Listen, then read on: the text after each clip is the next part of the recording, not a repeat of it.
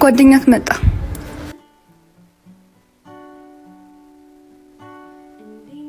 ወዴት ነው ማኪ? ተወኝ በቃ ባቢ። ወዴት ልትሄድ? ምን ነው? ሰዎች ካንተ እየራቁ ነው። ወደ እነሱ ሂድ በቃ። አልሄድም። ለምን?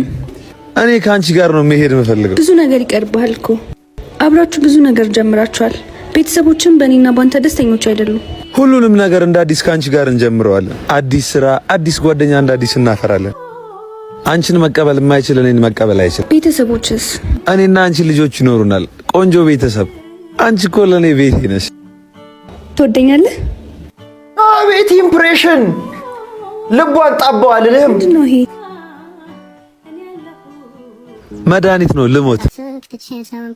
ይህም መድኃኒት ምን ልታደርጊው ነው?